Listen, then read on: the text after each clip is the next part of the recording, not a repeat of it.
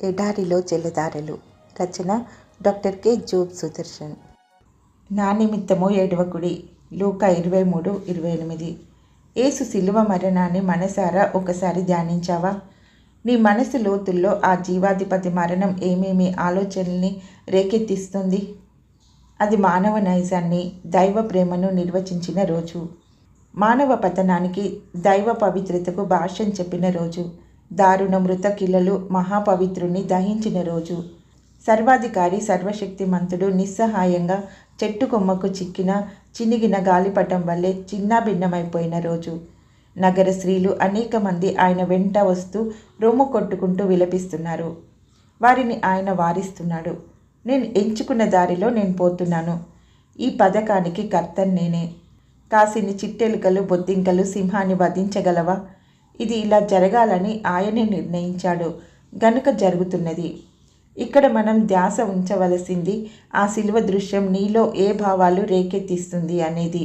ఆ విషాద దృశ్య కావ్యం నీలో ఏ స్పందన కలిగిస్తుంది? నా యేసు బలి అయిన ఆ శిలువను కనుగొన్న నాలోన చెలరేగే భావాలు ఏమని? బ్రతుకుట క్రీస్తే, చావైతే మేలని. అంతరంగంలో అంతకంతకు వింత వింతగా కాంతి నిండెనుగా, ప్రభు శాంతి నిండెనుగా, ఎంత రమ్యముగా, బ్రతుకంతయును నిత్య నూతన మాయగా.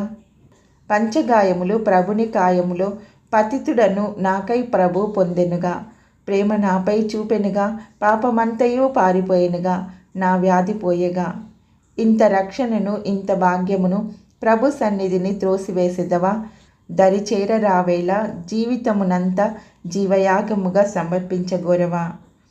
ఏల సంధియము యేసు చెంతకు చేర్చుకొందును నాదు పేద హృదయములో, పరలోకపు పదిలమాయనుగా నా వంటి పాపికి.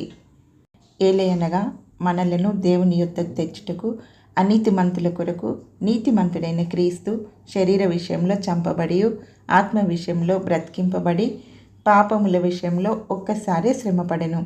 పేతురు మొదటి పత్రిక 3:18. ప్రభు చేయవలసింది చేసి వెళ్ళిపోయాడు. దానికి నీ ప్రతిస్పందన ఏమిటి? ఆయన పొందిన దెబ్బల వలన మనకు స్వస్థత కలిగింది. సిలువను చూసి నీలో చెలరేగే భావాలు ఏమిటి?